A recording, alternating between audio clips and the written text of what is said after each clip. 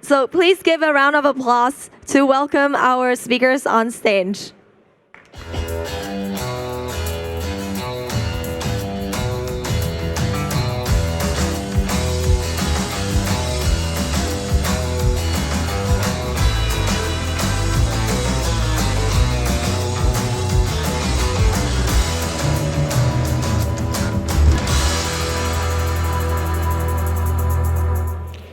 Hello, everyone. So today is a historical day for crypto. We have gathered at BlockShow the blockchain analytics industry leaders, and this happens really first time in our industry. And so it's an honor for me to have ULISSE DELL'ORTO from Chainalysis, to have MARINA KHAUSTOVA from Crystal Blockchain, and to have Mike Owens from CipherTrace. So I will give 30 seconds microphone to everyone to present himself. Hi, my name is Mike Owens. I am the regional director for CipherTrace in Asia Pacific. You have to forgive my voice. I've been speaking pretty much every day for the last 2 weeks, so I apologize for that. But CipherTrace is all about making cryptocurrencies secure, safe, and ready for mass adoption. My name is Marina KHAUSTOVA. I'm Chief Executive Officer of Crystal Blockchain, and we believe that cryptocurrency should be safe for everyone. Hi everyone, I'm ULISSE DELL'ORTO, Managing Director, Asia Pacific at Chainalysis. At Chainalysis, we provide cryptocurrency investigations and compliance solutions for global law enforcement agencies, financial institutions, and cryptocurrency businesses, among others, to prevent money laundering. First topic is scams and frauds proactive prevention. The first question is how can exchanges prevent scams and investigate them in the blockchain? Please, Ulis. Yeah, I think that's a great question. I think there are three things to keep in mind. So the first one would be, first of all, to have a very good understanding and mapping of the blockchain in order to identify which services are licit and illicit, and adopt a deterministic approach rather than a probabilistic approach that is really making manual evaluation of the data apart from applying algorithms. And Chainalysis has over 60 people simply doing data, so 1/4 of the company just dedicated to data. The second thing to keep in mind is that there's a proactive and a reactive approach to this. So the proactive approach would be to apply a technology that allows cryptocurrency businesses, for example, to call a REST API to determine whether specific transactions are high risk, to determine whether the customers of these exchanges are high, low, or medium risk, for example. And then the third part is basically having an enhanced due diligence solution, which is what we call Reactor internally, which allows you to run complex investigations in the blockchain. So these are 3 pieces to prevent scams or other illicit activities happening in the blockchain. Thank you. Marina, do you want to add something? Yeah, sure. Of course, it's a lot about understanding what is happening on the blockchain and having enough tools to actually understand this. That's why you basically need blockchain analytics companies. But also, the important thing is to be proactive, to be able not only to collect data and analyze it, but also think about the patterns that are being used beyond crypto and being used in other companies. And that's especially why this fight against fraud should not be led only by exchanges. They actually need to work with other and collaborate with other market players to define and to develop the patterns that can be applied for other market participants. And here why, again, you need the blockchain analytics companies who work with this kind of data, process the patterns without actually digging out what exactly has happened and what each case consisted of. Mm-hmm. Mike? Yeah, so I think a lot of it is, it also comes down to the quality of data and the validation of data, which I think companies like Chainalysis and CipherTrace put a lot of effort and investment into. But it also comes down to the ecosystem to do the same thing. So, making sure that if you're vast, that you do have good KYC and AML practices so that the data and the attribution points that we get into our systems actually reflect accurate risk assessment and accurate definition of what different actors do and who they are. Thank you. So yeah, definitely exchanges are the number one player to identify and prevent scams. But can blockchain analytic companies also detect scams without exchanges permission? Ulis? Yeah, definitely. So an important point to keep in mind is that what blockchain analytics firms are doing is basically mapping the blockchain. So creating a link between the blockchain and real-world services. So what we do at Chainalysis, for example, is really having a very wide range of categories of services, and we do not need exchanges to identify these services. We basically provide this information to exchanges, but also law enforcement agencies, to make sure that different stakeholders in the blockchain or in the blockchain industry speak the same language. Now, we're talking about an exchange dealing with a scam. Maybe a law enforcement agency will issue a subpoena request to this exchange, and this exchange needs to know what type of information is requested. And becoming familiar with that type of language is extremely important, and this is exactly what we do at Chainalysis. Great. So, so the one of the issues is that everybody, all the you respected companies, are creating their own database of blacklists and scams that happened. What about idea to unify the scam blacklist databases? If this idea is good, who should lead this initiative? Exchanges or Chainalysis, or we know Crypto Defender Alliance try to be in charge of it, but who in your opinion should lead this? Again, Ulysses, please. Yeah, I think that's a great point. I think it's very important to first of all make sure that the data that is shared is data that has been revised by blockchain analytics firms, and we need to make sure that we create a way for exchanges to feel comfortable sharing data about, OFAC, sanction-listed transactions, scams, ransomware. So this is something that is already possible.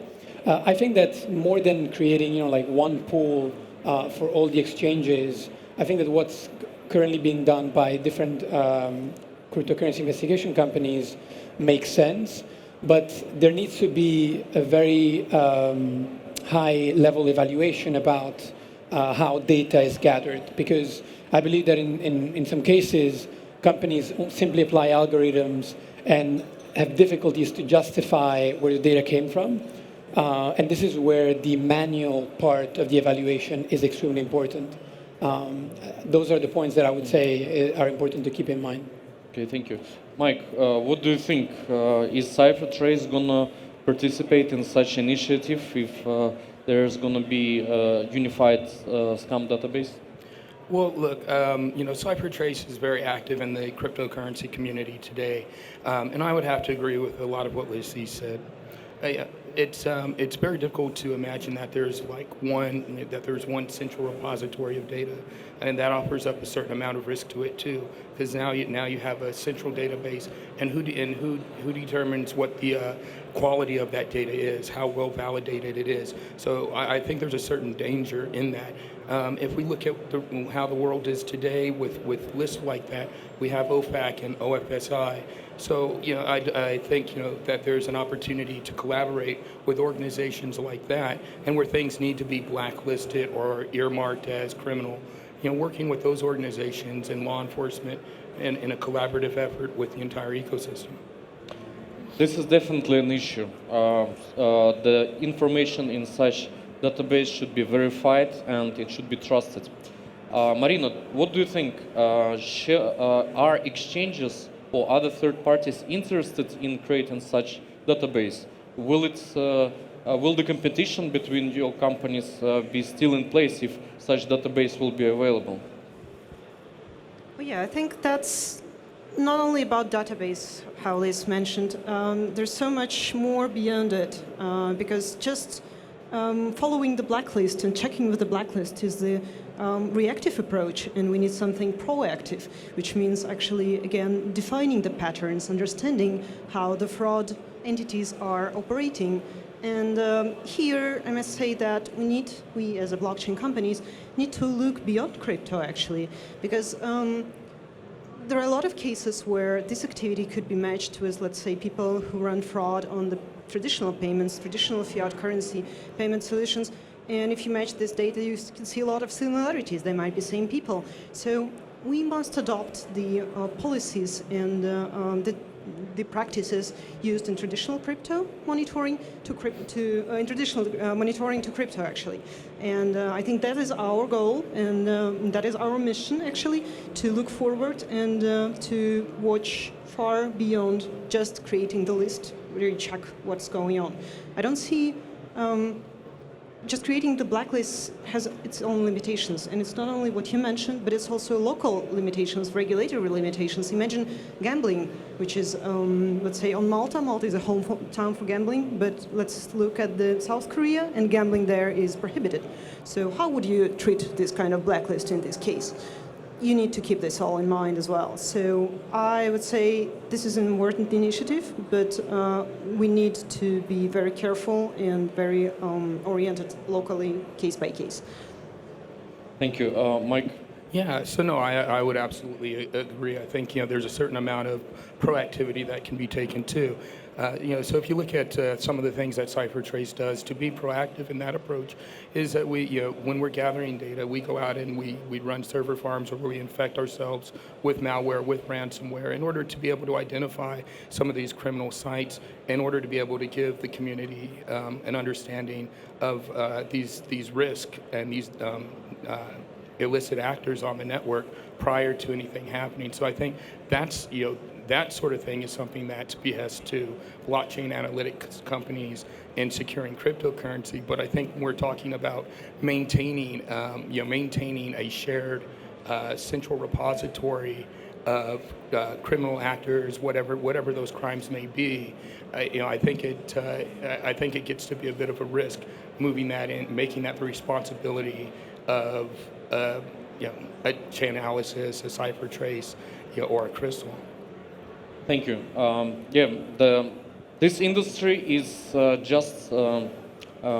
is being created very, very short period of time ago. We have industry leaders here. What about Trusted Alliance? Do you think it's needed right now? And who should be member of such Trusted Alliance? Marina, can you comment? Sure. I think that collaboration between market participants and between virtual asset service providers is crucial because I believe there cannot be competition if we speak about diminishing fraud in our industry. It's critical for crypto. We need to destigmatize it, and that's our mission, and that's the mission of Crystal Blockchain especially.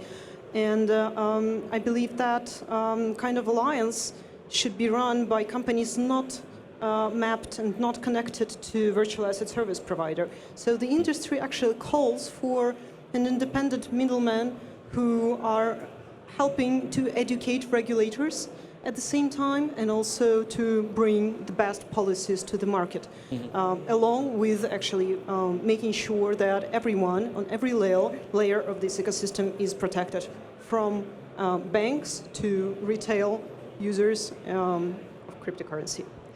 Thank you. Very interesting point. Our industry is immature. We work a lot with exchanges, we as a Hacken, and we know that exchanges, not all exchanges are ethical, and sometimes they commit fraud. Everybody heard about Quadriga case, and that was in the industry of blockchain analytic companies. It was the favorite one, because everybody knew that the funds were moved away from exchange months and months before the guy committed fake death, created the fake death certificate. But in any case, we think that it is very important to provide users of exchanges information about exchanges and especially about their financial situation. One of the ideas is to create a hot and cold wallet balance ranking of exchanges and to unite different players to submit data and validate data, and this ranking to be used instead of the fake volume. Ulis, do you think such pilot project can it be done by most of the industry players? Will it be accepted? So I think it's an interesting idea, but maybe we should take a step back and just think of ways to actually be proactive. So in order to avoid having even like some of these exchanges be active in this space. So we're seeing in different jurisdictions licensing model, for example, where these exchanges need to have specific KYC and AML in place. They need to have specific security and privacy policies in place. I think it's really a question of making sure that we raise the bar, and this applies by doing a lot of educational events with regulators and companies to make sure that and this is something that we're seeing right now. We're seeing a lot of the smaller exchanges that used to exist like for 1 or 2 years are disappearing or leaving the market, and then like professional larger exchanges tend to remain in the space because these are the exchanges that are actually investing in KYC, in AML, they're investing in protecting the privacy of their users. So I really think that it would be up to the regulators to raise the bar, and companies such as the ones that we have here are the ones that can help educate regulators on specific topics. So I believe that it's an interesting idea, but at the same time, there could be drawbacks linked to that. So I think that we should look at, we should have like a 30,000 feet view of what's going on and start from the regulators. Thank you so much. I think their main crypto aggregators, CoinGecko and CoinMarketCap, started to think about it, and CoinGecko already had the beta version of such ranking.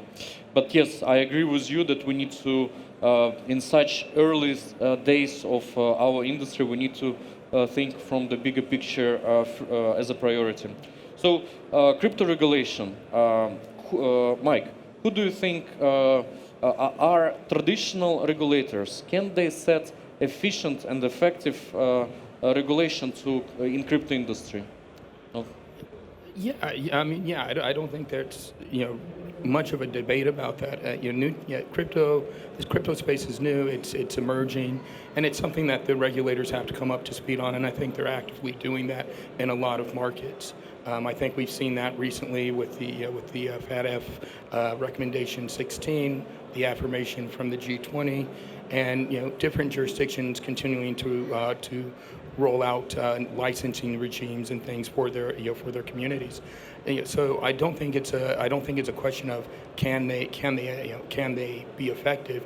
It's a question of how quickly can they adapt and how quickly can they put regulation in place that fits the cryptocurrency ecosystem, because there are differences between the banking ecosystem. So I think that's really what that is. And how do they do that? I think is and it's a collaborative effort with crypto exchanges in their markets, with companies like we have on stage today, and really coming to understand how the operations of cryptocurrency businesses and what it takes to be successful in that space. I think in jurisdictions that are starting to get that understanding, we're starting to see the regulations come out. Thank you. Marina, I see that you want to add something.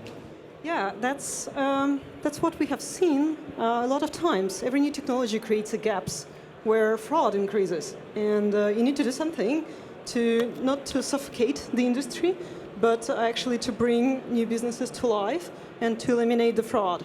And that's what the regulators are trying to do. And of course, we see a lot of accusations of them not doing their job very good, but they're doing it, and I agree with you completely. The only problem we have is the time gap between, we need some time, they need some time to educate themselves. And again, I believe that's our goal as a blockchain analytic companies, and the goal of Crystal Blockchain as well, to educate the regulators and to explain them what's going on. Because if they're going to be going directly to virtual asset service providers, of course, there are different cases, and it all depends on the volumes and the activity of them. But creating alliances, creating consortiums, and talking to a regulator, educating them is also our mission. And I think we should perform it and to therefore make sure that the regulations will be good for us and good for the industry. Thank you. Thank you. Ulis, who do you think should be a regulator in crypto?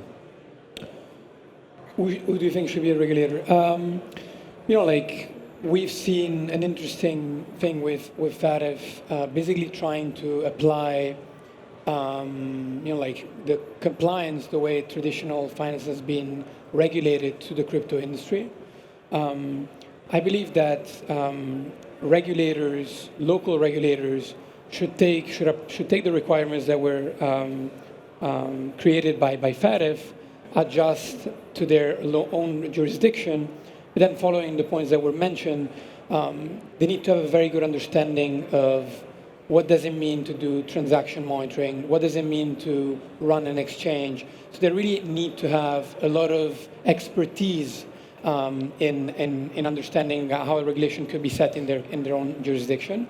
So what we're seeing is that a lot of regulators, in Singapore, in Abu Dhabi, for example, are actually investing a lot of resources to create specific teams that could be, dedicated to investigations, or could be dedicated to evaluating the compliance process of a specific exchange. So I think it's great that we have a global standard now, and it's great that we have some adjustments that are applied locally, because this will basically drive exchanges or cryptocurrency businesses that are not willing to adapt away from the market, and we're going to have more solid players.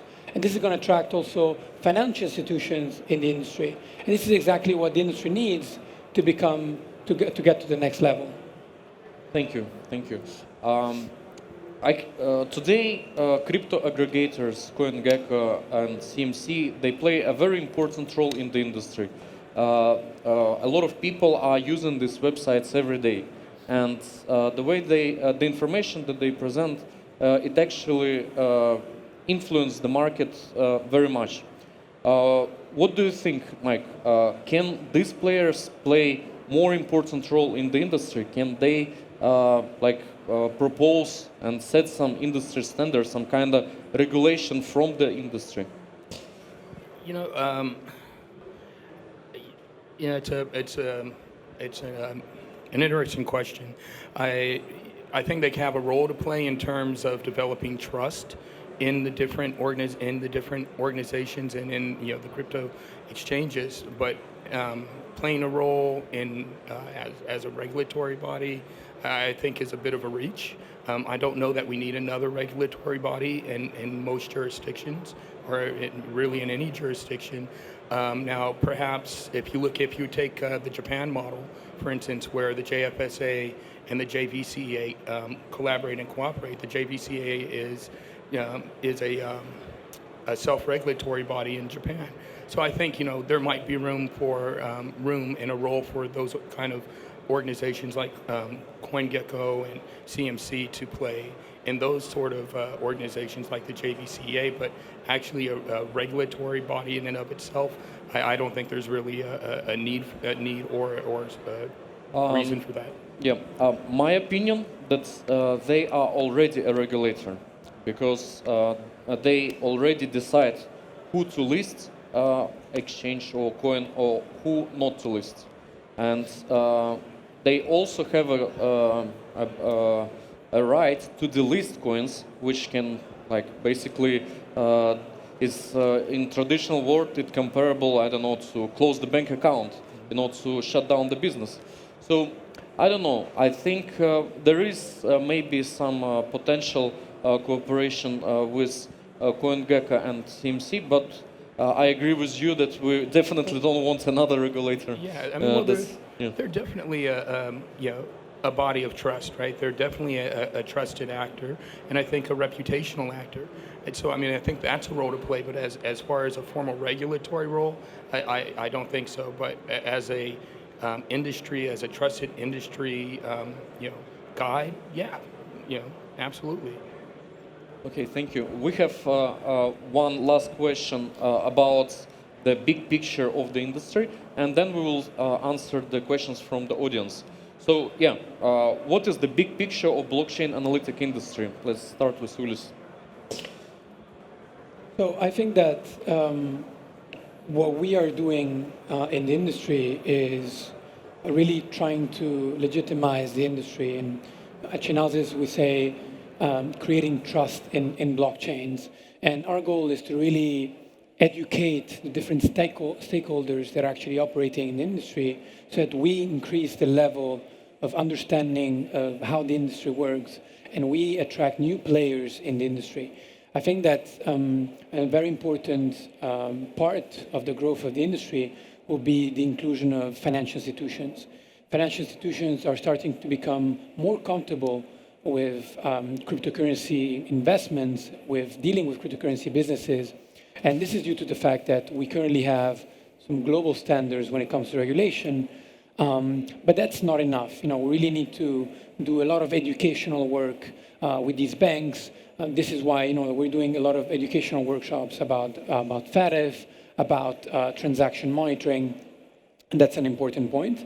And on top of that, I believe that another thing that we will see is products or solutions that will be focused to financial institutions. So, for example, recently Chainalysis came out with a new product called Cryptos, which basically allows financial institutions to have an understanding of the riskiness of specific cryptocurrency businesses and how they could be exposed, their customers could be exposed to these businesses.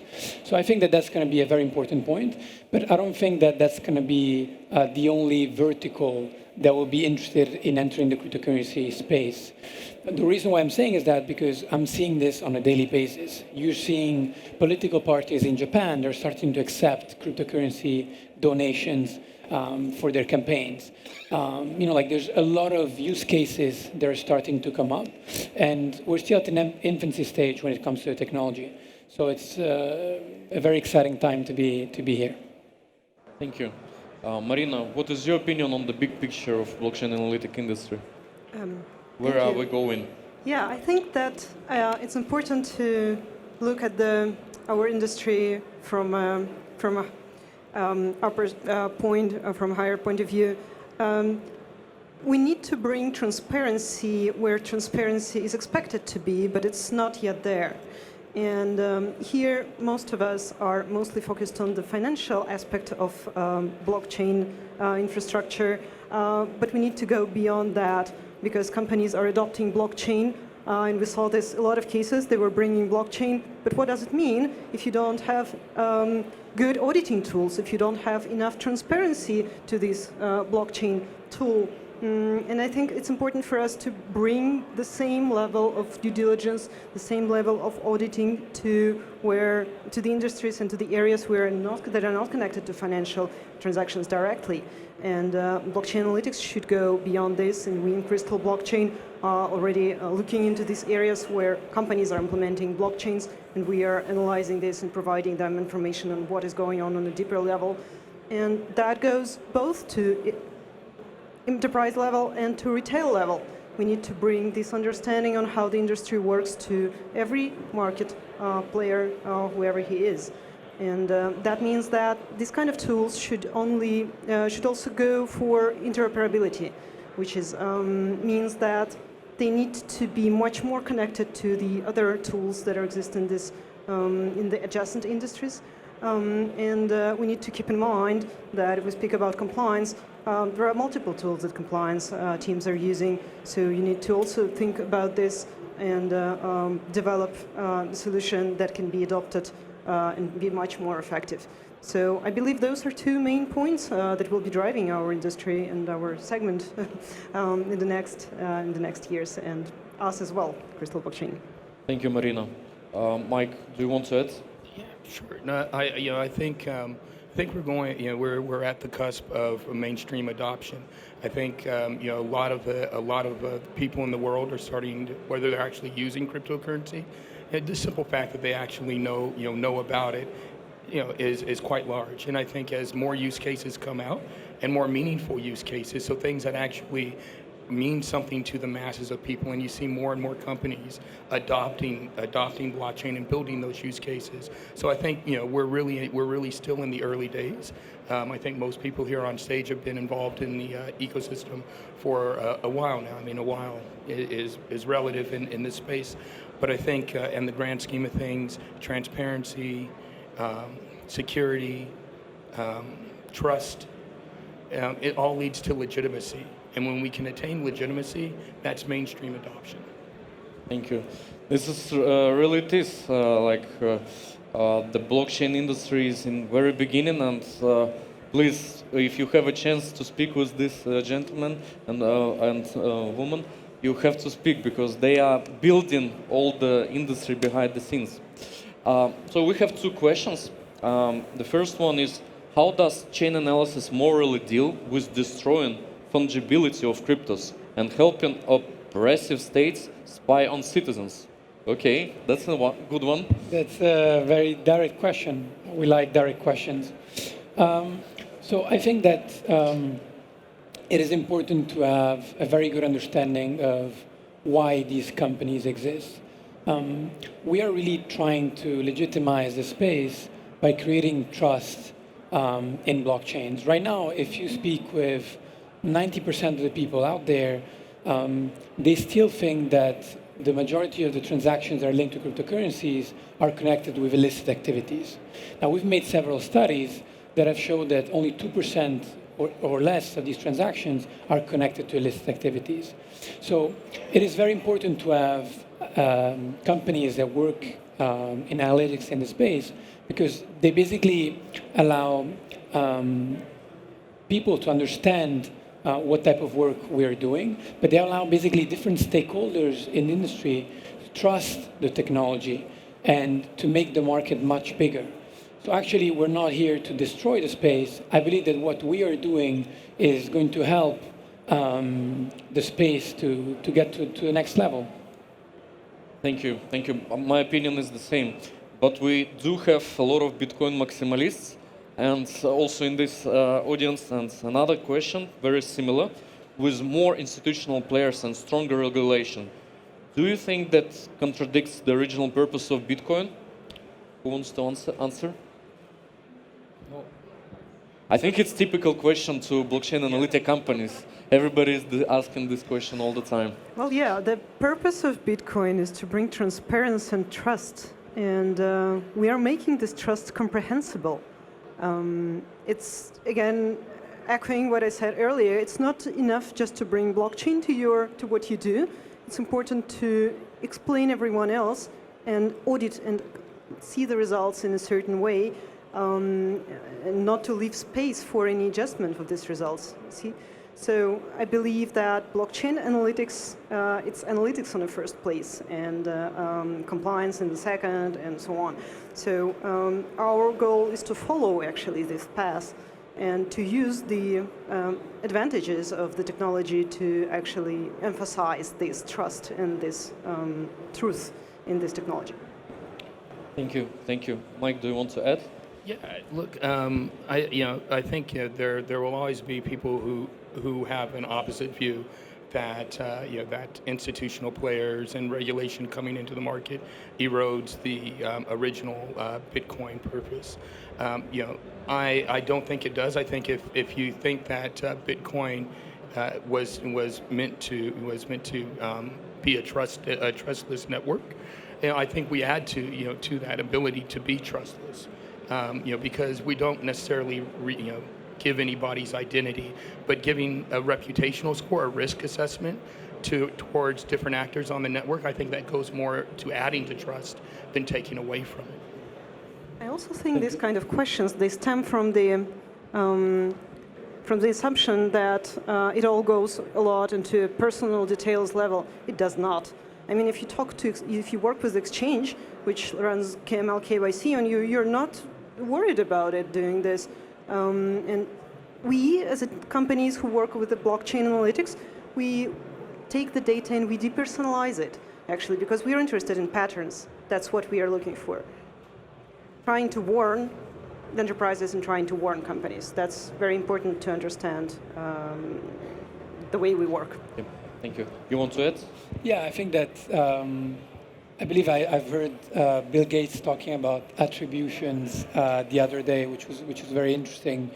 In order to make the industry, like a lot of people might think, we're talking about financial institutions entering the market is a bad thing. That's a great thing. If they're entering the space, it means that we're having a strong impact with what Bitcoin is really disrupting the world we live in, not Bitcoin, but cryptocurrencies in general. So I think that that's a great thing. It's a question of creating the attributions to make the right distinctions in the blockchain between licit and illicit activities, and that will allow us to get to the next level. And this is exactly what we're doing. Thank you. Absolutely agree. My opinion is the same. Without you guys, we will never have mass adoption. And thank you for everything that you do. We had another question about travel rule. We did not include this topic in our agenda because it's too big, but please take this opportunity to speak directly with industry leaders. And thank you everyone for listening, and enjoy the BlockShow. Thank you. Thank you for having us. Thank you. Please give them another round of applause.